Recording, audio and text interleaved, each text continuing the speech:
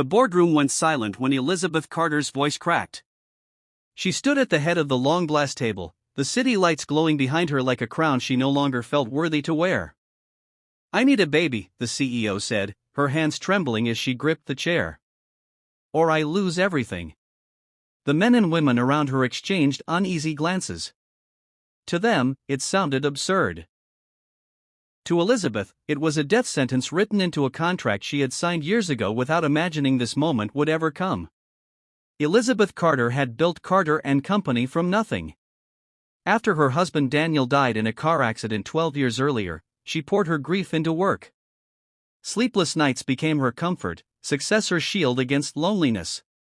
Investors trusted her brilliance, but the founding family of the corporation had one condition buried deep in the agreement. The company must remain under a family-led legacy. At 52, unmarried and childless, Elizabeth had reached the deadline.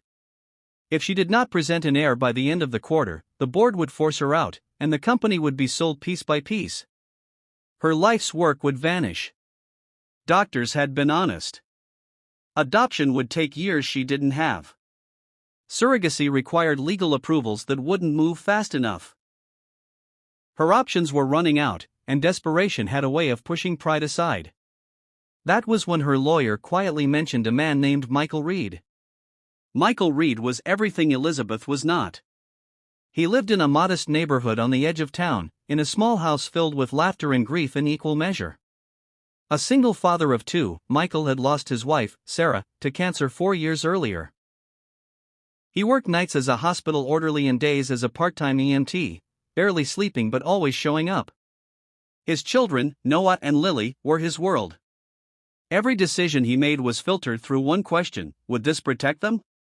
Elizabeth first saw Michael not in a suit or a meeting, but in. "Emily," he said quietly, holding the paper between his fingers. "You left this." Her face drained of color. For a moment, David thought she might run. Instead, she swallowed and nodded. "I'm sorry," she said. "I didn't know how else to tell you." "Tell me what?" David asked. She glanced around, then leaned closer. "That steak," she whispered. "It's from yesterday." David blinked. "Yesterday?" "We had a power outage last night," she said. "The fridge went down for hours. The owner told us to serve everything anyway. Said we couldn't afford the loss." Her voice cracked. "I've seen people get sick. I couldn't let it happen again." David looked back at the plate on the table, the steam still rising. He felt a cold wave roll through him, not fear for himself, but something deeper. Betrayal. Not just by the diner, but by a system that forced a young woman to choose between her job and someone else's safety. "Why tell me?" he asked. Emily hesitated. "Because I saw you counting your money before you ordered. Because you look like someone who can't afford a hospital bill. And because I know what it's like." David's throat tightened. "What do you mean?" "My dad," she said softly.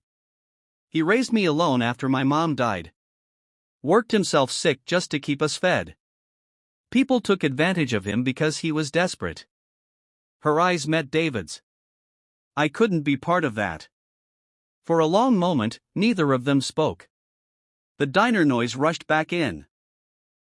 Plates clinking, a baby crying, the bell over the door ringing. David pushed the plate away. "Thank you," he said finally. "You did the right thing." She nodded, but fear still lingered on her face. "If my boss finds out."